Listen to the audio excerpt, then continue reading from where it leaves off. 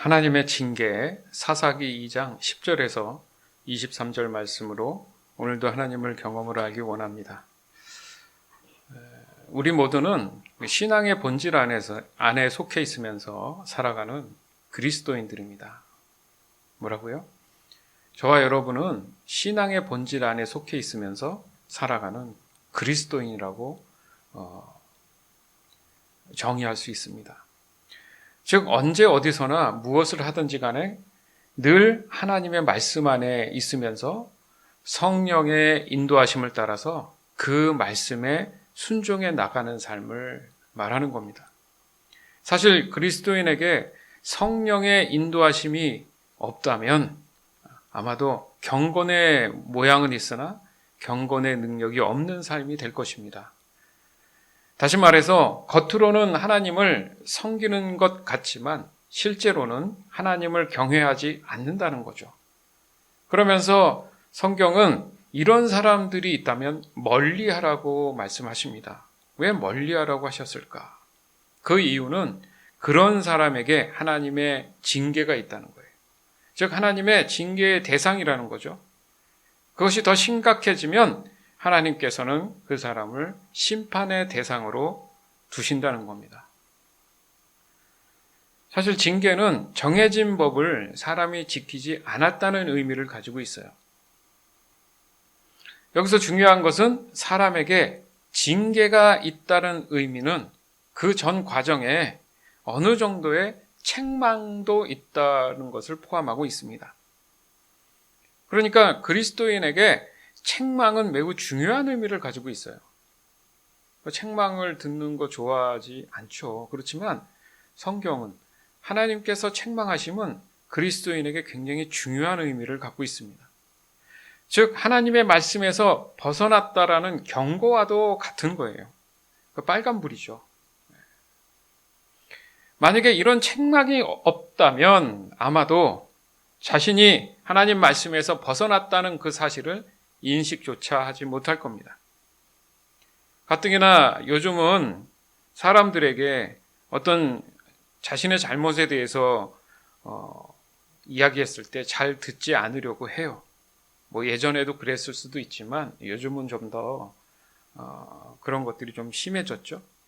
좀 더 정확히 말하면 각자의 생각이 있다고 반문을 합니다. 너는 너 생각이 있고 나는 내 생각이 있다. 이렇게 반문을 하는 시대에 살고 있어요. 특히 MZ 시대라 그래서 자기 표현을 있는 그대로 하는 그런 이제 시대를 맞이했지 않습니까?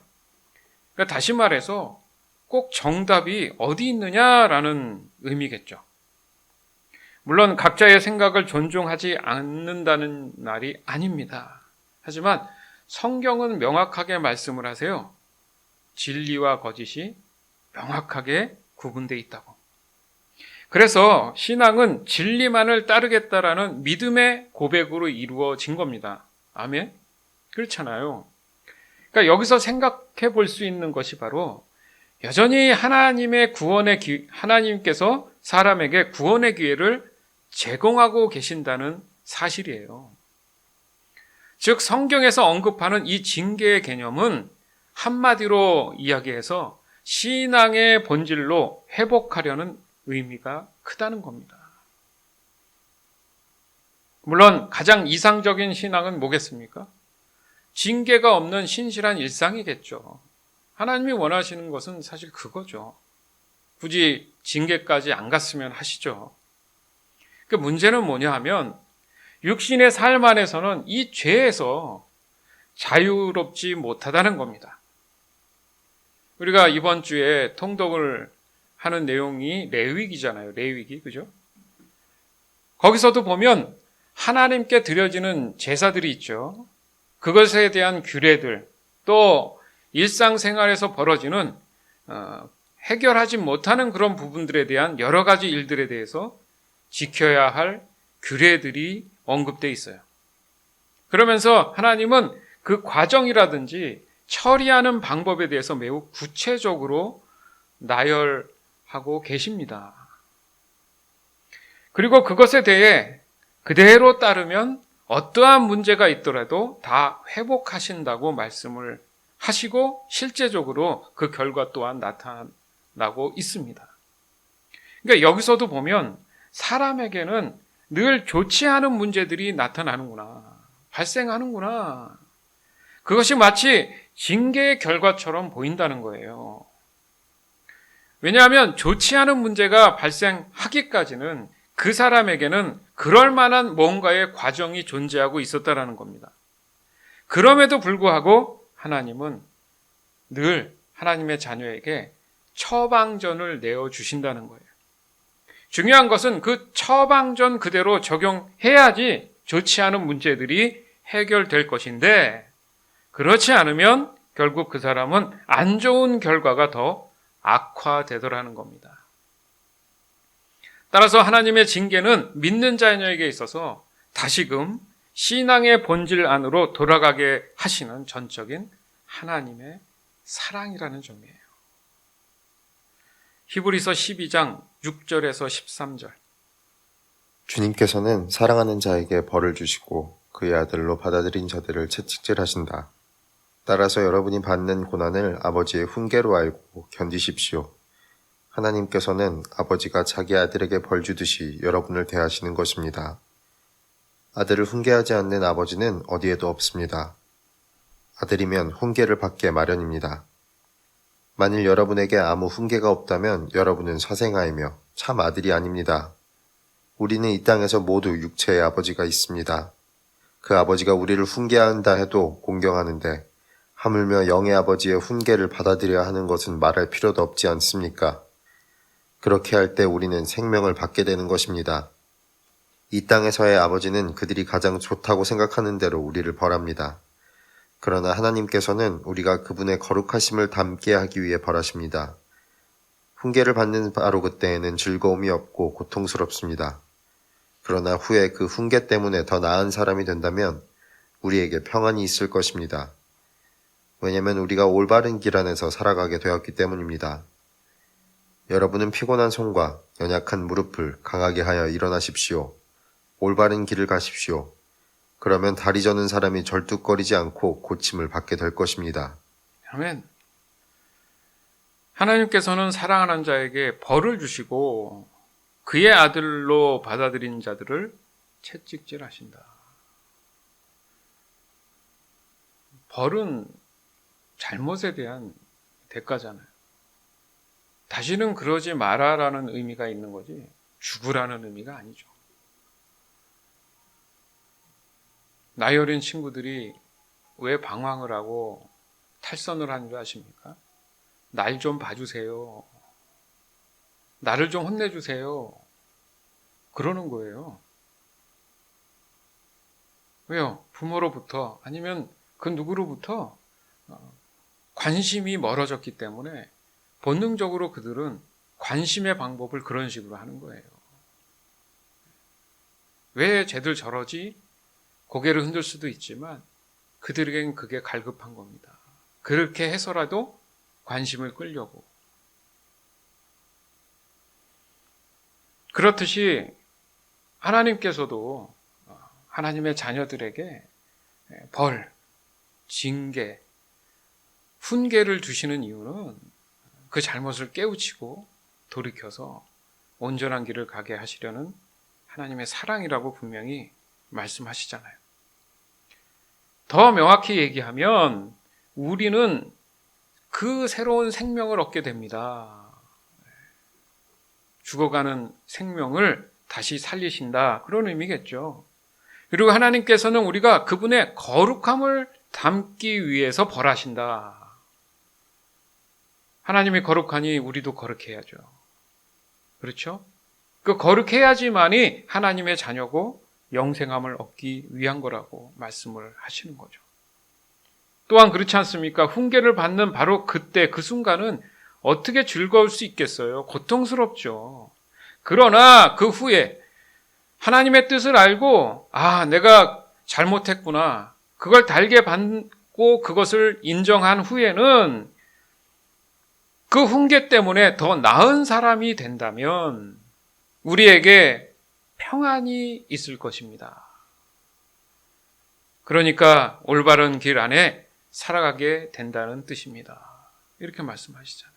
그러면서 12절에 보니까 여러분, 피곤한 손과 연약한 무릎을 강하게 해서 일어나세요. 힘들죠. 그러나 잘못이 있다면 온전히 하나님 앞에 무릎 꿇고 징계를 달게 받음으로 인해서 깨끗함을 받고 다시 일어날 수 있는 거예요. 그래서 올바른 길을 가십시오. 이렇게 말씀하시지 않습니까? 죄로 인한 사람의 일생은 어떤 이유든 간에 걱정, 근심이 떠나지 않아요. 다 해결된 것 같아도 새로운 걱정, 근심이 또 다가옵니다. 그러다 생명이 끝나는 거예요. 더욱이 죄를 회개하고 하나님의 자녀가 되기만 한다면 와, 세상 걱정, 근심이 사라진 거 아니야? 라는 기대감이 왜 없겠습니까? 혹여나 그런 이유 때문에 내가 좀 교회에 다녀야지. 왜 그런 생각이 없겠어요? 여기서 우리는 혼돈함을 느낀다는 거예요. 우리가 명확히 깨달아야 할 점이 바로 이 지점이에요. 쉽게 말해서 그 사람 안에 하나님의 영이신 성령이 계시냐, 안 계시냐의 문제라는 겁니다. 즉, 구원의 시점에서 이미 죄인은 그대로 세상의 근심 걱정으로 저주된 삶을 살아가요. 그래서 굳이 하나님이 뭘 심판한다 안 한다 의미가 없어요.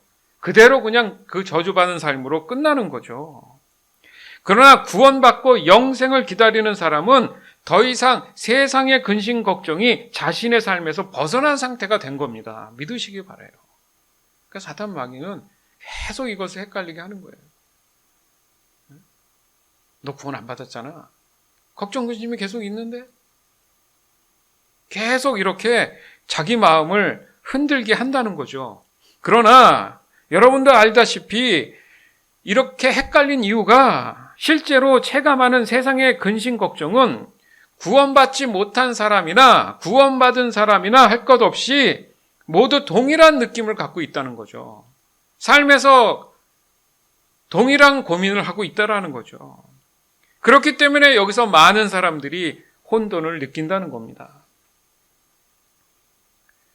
그리고 도리어 하나님의 자녀가 되었더니 이게 뭡니까? 도리어 책망하고 훈계가 생겨났네요. 죄된 세상의 사람들은 자신들 나름대로 어떻게든 그 근심 걱정을 피하려고 이 방법 저 방법 해서 전문가도 나오고 나름 잘하는 것처럼 보이잖아요. 그렇기 때문에 하나님의 이 징계가 하나님의 사랑이라는 의미를 알기 위해서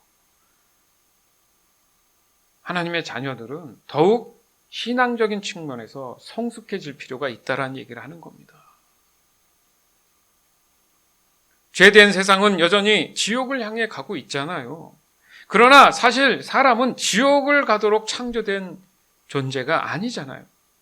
따라서 사람은 다시 정상적인 그 위치에서 하나님의 창조의 목적에 맞게 하나님과 영생 복락을 누리며 살아가야 합니다.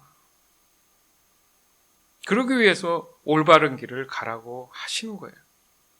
그러나 세상 입장에서는 도리어 이 올바른 진리의 길을 잘못된 길이라고 자꾸 가르친다고요. 즉 거짓이 진리를 거짓이라고 한다는 거죠. 그래야지 자신들의 죄를 어떻게 해요? 합리화할 수 있기 때문에. 거기에서 늘 그 지점에서 우리가 혼돈스러워하고 헷갈려하는 거예요. 뭐가요? 신앙이 성장하지 않으면 계속 그 선에서 왔다 갔다 하는 거예요. 즉 그 사람들이 말하기를 너희 하나님이 너를 사랑한다면 너에게 만사 형통을 주신 거 아니냐? 그러면 아무 일도 일어나지 않아야지 않겠어? 라고 하면서 봐봐. 그렇지만 너의 현실을 좀 보라고. 우리가 고민하는 그거 너희도 같이 고민하면서 살아가고 있지 않냐? 야, 솔직히 얘기해서 성경이 밥 먹여주냐고. 그 시간에 단 1센트도 벌어야 되지 않겠니? 지금 교회들을 좀 봐봐. 교회가 세상보다 더 썩었잖아. 야, 그러니까 도리어 세상처럼 그냥 좀 쿨하게 자신의 어떤 감정을 솔직하게 하면서 이렇게 살아가는 거, 그게 더 속편하지 않겠니? 하고 싶은 거 하면서. 정말 이건 성경을 전혀 보지 않은 사람이 얘기하는 거예요. 도리어 성경은 그 반대로 말씀하시거든요. 속편하게 마음대로 하면서 산다?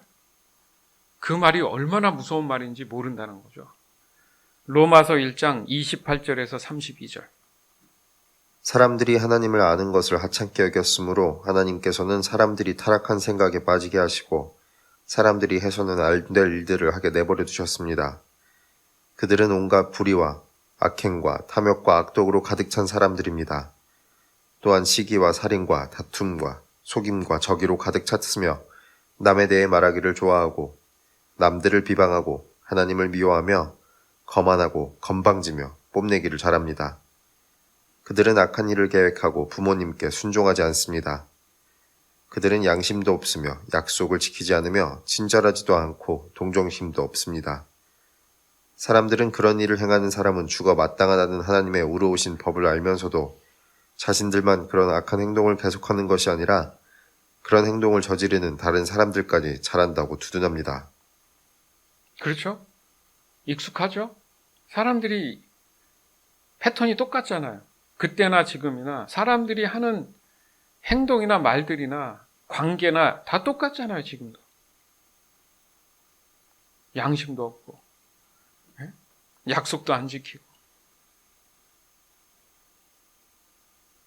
그래서 32절에 보니까 사람들은 그런 일을 행하는 사람은 죽어 마땅하다는 하나님의 의로우신 법을 알면서도 자신들만 그런 악한 행동을 계속하는 게 아니고 다른 사람도 끌어들여서 잘하고 있다. 아까도 말씀드렸지만 죄에 대한 합리화예요.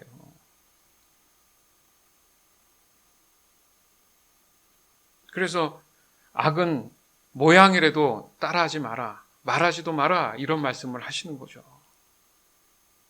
그래서 그런 사람을 멀리 해라. 물드는 거예요. 사람들이 하나님을 아는 것을 어떻게 여겨요? 하찮게 여긴다. 우습게 한다는 거죠. 하나님을 믿는 사람 입장에서는 이게 굉장히 무식해 보여야 되는 거죠. 전혀 하나님을 모르는 얘기잖아요, 지금. 그렇기 때문에 하나님께서는 사람들이 타락한 생각에 빠지게 그대로 하신다는 거예요. 그래서 사람들이 해서는 안 될 일들을 하게 어떻게 하신다고요? 내버려 두시는 거예요. 아까도 말씀드렸죠. 내 마음 내 뜻대로 하니까 속편하지. 내버려 두시는 거예요, 그냥. 그게 마치 잘하고 있다고 착각을 한다는 거죠. 방치한 건데. 그들을 사랑하시지 않으니까 곧 무관심이죠. 아까도 말씀드렸잖아요. 무관심하면 어떻게 돼요? 사람들이 이상해지잖아요.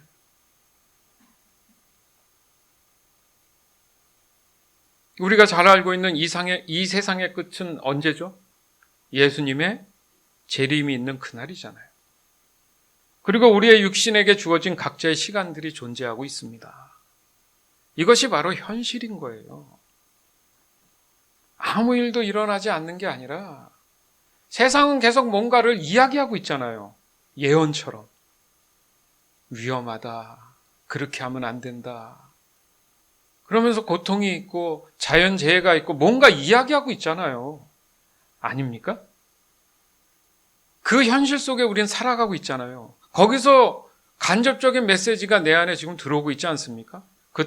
그러면 어떻게 하면 내가 이 상황 속에서 살지? 아니면 죽더라도 끝이 아니라 영생이 있다면 어떻게 하면 되지? 이런 질문들이 나온다는 것 자체가 감사죠, 사실은. 하나님은 늘 미리 보여주십니다. 환경을 통해 보여주고 계신데도 불구하고 사람들은 하나님의 이 보여주심을 어떻게 한다고요? 하찮게 여긴다. 이 틈바구니, 이 어려운 상황 속에서도, 예? 코로나 검사실을 가짜로 만들어가지고요. 다 무료잖아요. 검사해주는 거, 막 이런 거. 대부분은. 근데 그거를 다 돈을 받고, 나중에 알고 봤더니, 사기친 거죠. 사람들한테 돈을 받고. 그 키트도 품질이 안 좋아가지고, 이게 아주 저질스러운 기계를 사용하고. 아니, 그 틈바구니를 이용해서 또 장사를 합니다, 사람들. 예? 도대체 무슨 생각인지 봤더니 당연한 생각이에요. 죄된 모습 안에서는 그게 당연한 거예요. 그래야 먹고 사니까. 그런 사람들한테는 징계가 없어요. 알아서 끝날 인생들이니까.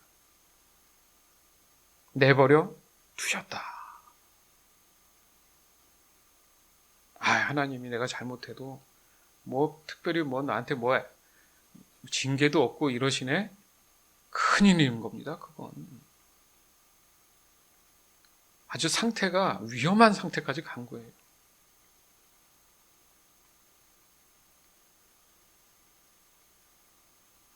그렇지 않습니까? 지금 그런 현실 속에서 여전히 그리스도인들, 하나님의 자녀들도 이 죄와 공존하고 있다는 사실이에요. 그러나 하나님의 자녀는 분명히 확연하게 세상과 구별된 상태라고 말씀하시잖아요. 따라서 구별된 상태를 유지하기 위한 방법이 존재해야 된다 이거죠. 그것이 바로 곧 하나님의 징계라는 거예요. 할렐루야. 하나님이 내게 벌을 지금 주셨어. 감사할 일인 거죠. 여전히 아직도 하나님이 나를 어떻게 해요? 사랑하고 계신다는 거잖아요. 이렇게 생각하는 사람이 많이 있을까요? 그러면서 육신의 부모에 대한 예를 들잖아요. 어느 부모가 자식이 잘못되는데 무관심하게 알아서 살아라. 그건 부모가 아니잖아요. 또 잔소리 듣기 좋아하는 자녀들이 사실 어디 있습니까? 그럼에도 불구하고 방에 혼자 앉아 있으면서 생각하죠. 내가 잘못했구나. 그 부모님에게 감사하죠.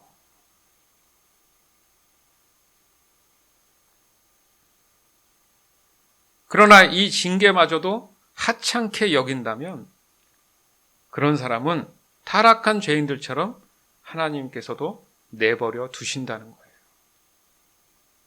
그리고 필요하시다면 그 생명도 당장 거두실 수도 있습니다.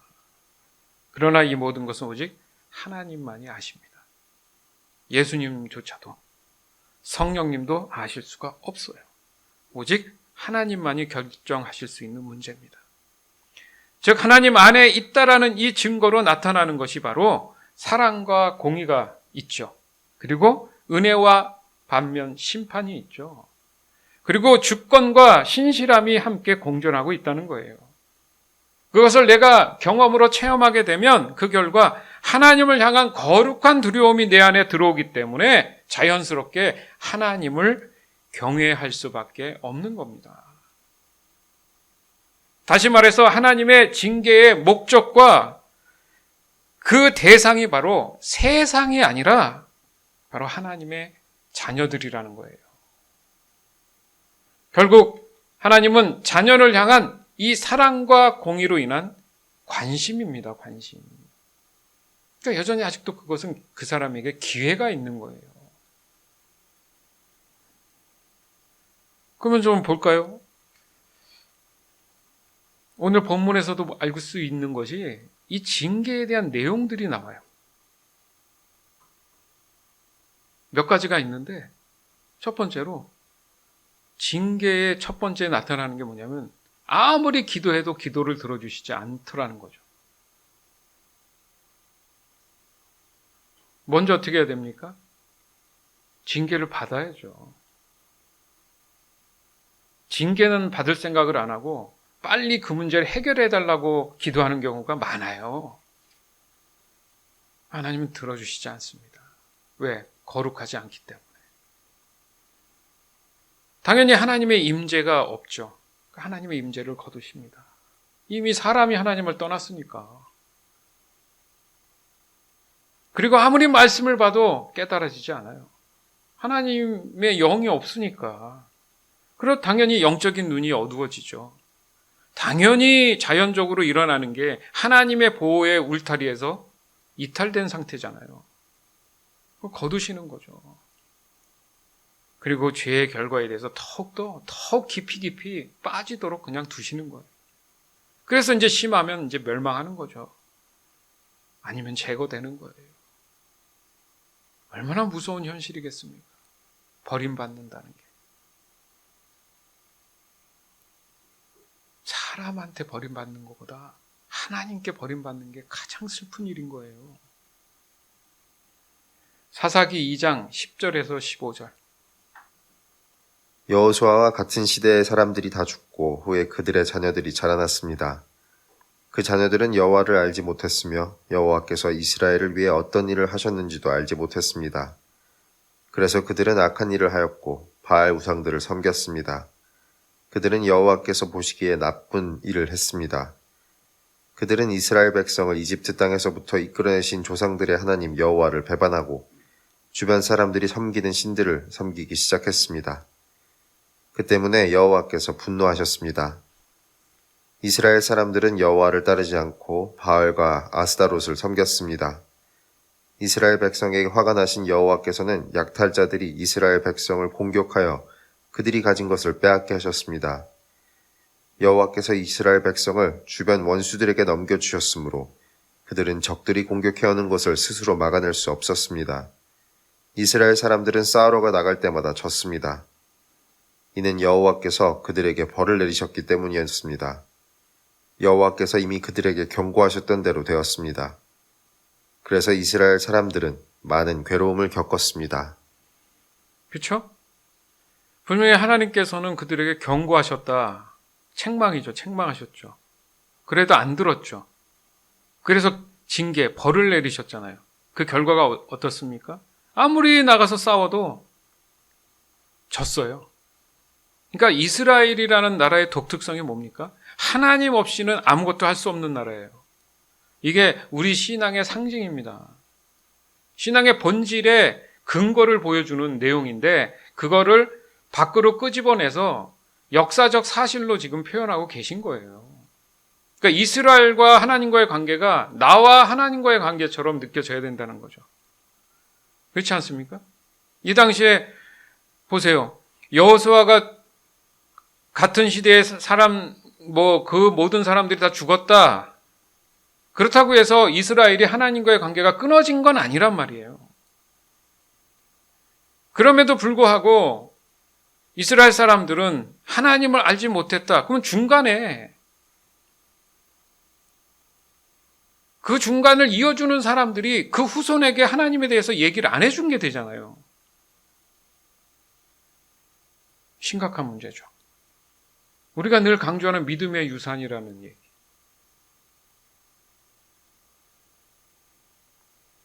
그러니까 조금만 틈이 생기고 시간만 주면 사람들은 그냥 자동적으로 알아서 죄 가운데로 달려가게 돼 있습니다. 그게 죄성이에요, 여러분. 명심하셔야 돼요. 말씀을 왜 주야로 묵상해야 되는가? 늘 기도해야 되는 이유가 거기 있는 거예요. 조금만 틈만 생기면 바로 달려갑니다, 바로. 먼저 생각, 마음이 달려가요. 그 다음에 몸이 달려가요. 그러면서 이제 합리화를 하죠. 그럴 수밖에 없었다. 이랬다 저랬다. 그러면서 계속 거짓말이 늘면서 도저히 하나님께 갈 수가 없는 자기 이성이 발달하게 되는 거죠. 그게 반복이 되면 결국 하나님께서는 징계 이상의 그냥 방치로 가는 겁니다. 이 사람들의 모습을 좀 보세요. 그렇잖아요. 악한 일을 했는데 어떻게 해요? 그러니까 세상 것을 의존하고 세상 것을 섬겼잖아요. 그러니까 그들은 하나님 보시기에 나쁜 일만 골라서 했습니다. 나쁜 일만 골라서 했어요. 예?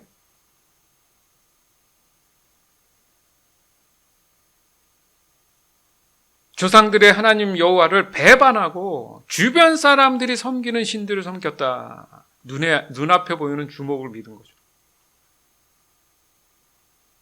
마치 하나님은 멀리 있는 것처럼. 그 때문에 하나님께서 분노하셨다. 다른 건 분노 안 하시는데 참 유일하게 요거는 상당히 분노하십니다. 하나님은 인정 안 하는 거. 맞죠? 성경 보면 그렇잖아요. 하나님을 따르지 않고 바알과 다른 신들, 없는 신들, 우상들을 섬겼다.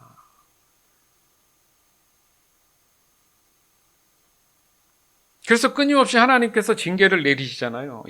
약탈자들이 이스라엘 백성을 공격하게 하셨고, 가진 걸 빼앗기게 하셨고, 주변의 원수들에게 넘겨주셨고, 예? 근데 그 적들이 공격해오면 스스로 막아낼 수가 없었다. 믿는 자녀의 아주 최악의 상태죠. 여러분 한번 생각해 보세요. 이스라엘은 하나님의 자녀로 부르심을 받았고 하나님 보호 아래 살았던 존재들이죠. 그러나 그들은 여전히 세상의 것들을 더 의존하고 의지하는 성향을 보였습니다. 나는 어떤가? 내가 믿는다고 하면서 하나님의 사랑 아래 있다고 하면서 내 마음 어느 한 구석에 세상을 향해 있고 세상을 사랑하고 세상을 의지하고 있지 않은가? 더 나아가서는 사람을 더 의지하고 있지 않은가? 가까운 사람을 더 의지하고 있지 않은가? 사람을 통해서 모든 걸 하려고 하지 않은가? 무슨 말입니까? 하나님은 사람을 통해 일하세요. 맞아요. 하나님을 통해서 사람으로 인해서 일하신다는 의미지 내가 다이렉트로 사람을 통해서 일하고 하나님께 영광을 돌리는 게 아니라는 거죠. 그래서 그럴 때마다 언제나 사랑하는 자녀에겐 하나님의 징계가 기다립니다. 그러나 그 징계가 있기 전에 반드시 하나님은 선지자를 보내서 그들의 온전하지 못함을 책망하시잖아요. 그럼에도 불구하고 또 사람들은 하나님의 말씀을 무시합니다. 그리고 또 징계가 이어지죠. 그 결과 깨닫고 잠깐은 돌이켜서 하나님의 사랑을 또다시 확인하게 되죠. 그렇지만 또 시간이 지나면 다시금 죄악을 저지르게 되죠. 이 동일한 반복은 역사적으로 이어져 갔죠. 그리고 오늘날 저와 여러분도 그 역사의 끝에 서 있죠. 또 앞으로도 또 이어질 수도 있겠죠. 또 하나님의 징계가 이어지고 그 세대가 아니면 또 다음 세대가 또 다시 그 다음 세대가. 그런데 중요한 것을 깨달았어요. 각 세대마다 하나님의 사랑 안에 있으면서 그 신앙의 본질을 유지한 사람들이 존재하더라는 거예요. 아, 그거구나. 결국 답은 여기에 있구나. 모든 사람을 향한 하나님의 구속의 역사에서 그 모든 사람 가운데에도 단 한 사람이라도 죄에서 건져내기 위하신 하나님의 깊은 진리, 뜻이 거기 있었구나. 그래서 우리가 쓰는 말이 남은 자의 신앙. 오늘 본문에도 알 수 있듯이 영적 믿음의 리더가 누구였어요? 여호수아였어요. 근데 그 시대 사람들이 다 죽고 나니까 또다시 이스라엘 백성들이 최악의 범죄를 저지르면서 하나님을 떠난 상태가 되었잖아요. 아, 그런 거 보면 그 당시 여호수아는 하나님의 자녀를 향한 징계의 도구와도 같은 존재였구나. 그래서 언제나 신앙의 본질을 유지하게 하신 하나님의 사랑이었다는 거죠. 즉 하나님 말씀 안에 살도록 하신 하나님의 전적인 뜻이었습니다. 그래서 또 이스라엘 백성을 보면서 또 하나님께서 또 은혜를 베풀어 주신 게 뭐예요? 사사들을 또 세우죠. 사사기 2장 16절에서 23절.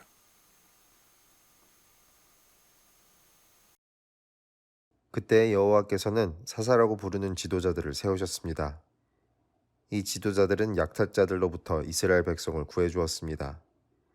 하지만 이스라엘 사람들은 사사들의 말을 듣지 않았고 하나님을 잘 믿지도 않았습니다. 그들은 하나님 대신 다른 신들을 따랐습니다. 옛날 그들의 조상은 여호와의 명령에 순종하였지만 이제 그들은 더 이상 순종하지 않았습니다. 적들이 여러 차례 이스라엘 사람들을 괴롭혔기 때문에 이스라엘 사람들은 여호와께 도와달라고 부르짖었습니다.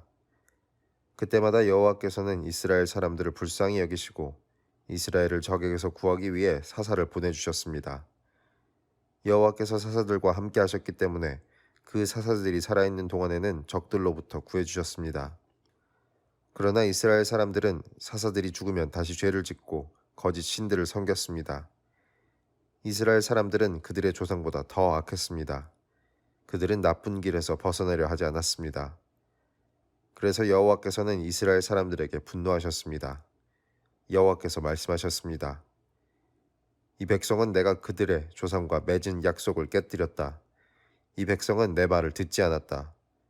그러므로 이제 나는 여호수아가 죽을 때까지 정복하지 못했던 민족들을 쫓아내지 않을 것이다. 나는 그 나라들을 이용해서 이스라엘을 시험하겠다. 나는 이스라엘 백성이 그들의 조상처럼 나 여호와의 명령을 따르는지를 지켜보겠다. 여호와께서는 그 나라들을 쫓아내지 않고 그 땅에 머물러 있게 하시며 빨리 쫓아내지 않으셨습니다. 여호수아의 군대가 그 나라들을 물리칠 수 있도록 도와주지도 않으셨습니다. 보세요. 하나님의 징계가 하나님을 더 의지하고 하나님을 찾게 하시는 이유잖아요. 그죠? 그래서 끊임없이 그 징계를 통해서 깨닫게 하시려고 했어요. 근데 안 들었어요. 근데 상황이 어떻습니까? 다 죽게 생긴 거예요. 그랬더니 그제서야 하나님을 찾습니다. 살려달라고. 도와주세요. 부르짖었다. 이건 간절하게 부르짖는 거죠. 그러니까 하나님께서는 또 그래 알았다. 그때마다 이스라엘 사람들을 어떻게 여기셨어요? 불쌍히 여기셨다. 사랑하니까. 그래 나를 이제 찾는구나. 그래 그나마도 적에게 구해주시기 위해 다시 또 사사를 보내주셨다. 그래서 여호와께서 사사와 함께 하셨을 때는 어떻게 해요? 적에게서 안전했다. 그러나 사사가 죽으면 다시 어떻게 해요? 죄를 지었다. 이게 이 사람들의 문제가 아니라 저와 여러분의 문제예요. 말씀에서 떠나고요. 하나님의 은혜를 잊어버리면 똑같이 행동합니다. 단 한 사람도 예외가 없어요. 똑같아요. 심지어는 그들은 조상보다 더 어떻게 해요? 악했다. 더 악해지면 악해졌지 덜 하진 않아요. 또 분노하시잖아요. 네? 이 백성은 내 말을 듣지 않는다. 그러면서도 또 22절에 보면 시험을 하신다. 하나님의 명령을 따르는지 지켜보신다. 사랑하니까. 그래도 돌아왔으면 하는 마음에. 그게 하나님 사랑이에요, 여러분. 그래서 징계는 사랑이라고 말씀하시는 거예요. 기회가 있을 때. 이 끝이 없는 하나님의 징계에도 불구하고 여전히 죄에서 헤어나지 못하는 이 이스라엘 백성들을 보면서 우리는 어떤 생각을 해야 되는가 이거예요.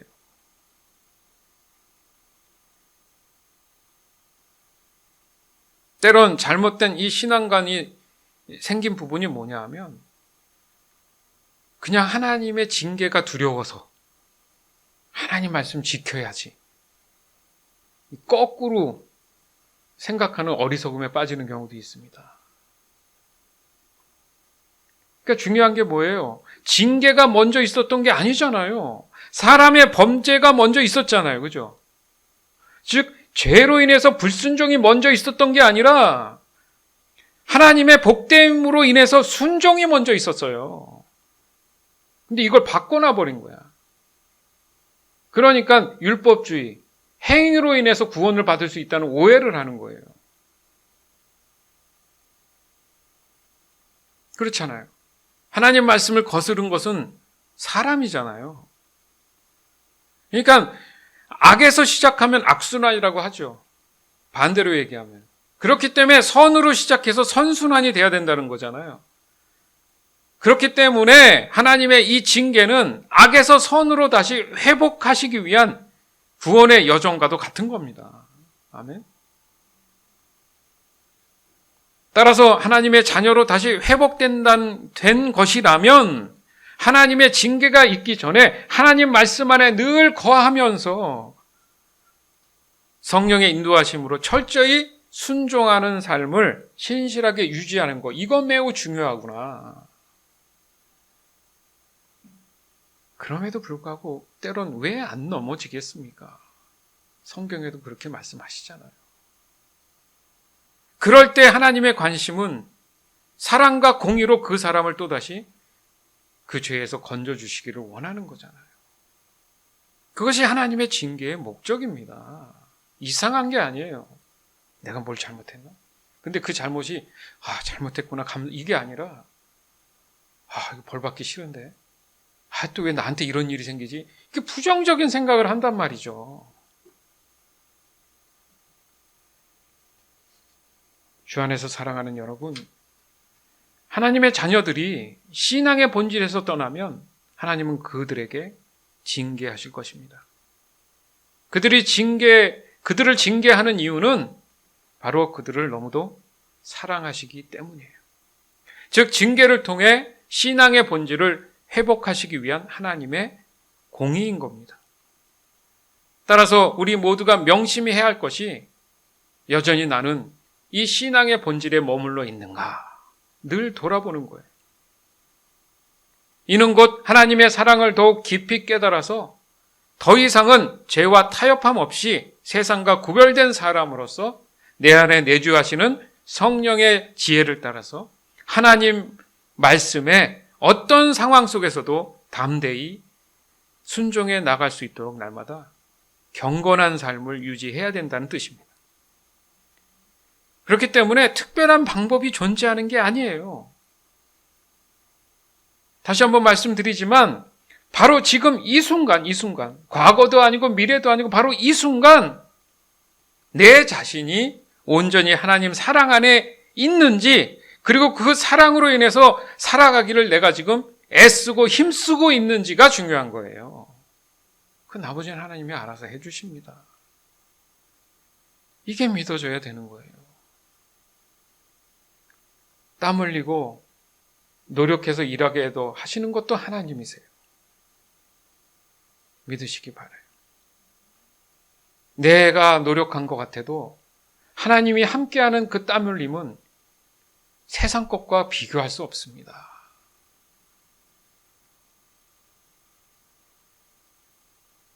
세상이 느낄 수 없는 그 평안이 있다라는 거예요. 역사적으로 영적인 이 믿음의 리더들을 통해서 그 시대는 하나님의 사랑 안에 거할 수 있었죠. 그러나 사람은 늘 그렇잖아요. 목숨이 있기 때문에 사람은 한계가 있단 말이죠. 하지만 지금은 완전히 다른 문제입니다. 이미 2000년 전에 이 문제는 해결됐어요. 지금의 우리의 가장 큰 영적 믿음의 리더는 누굽니까? 곧 예수 그리스도십니다. 그 복잡했던 레위기의 그 제사나 수많은 일들을 단 한 번에 끝내신 분이 속죄물이시면서 대제사장이신 분이 예수 그리스도세요.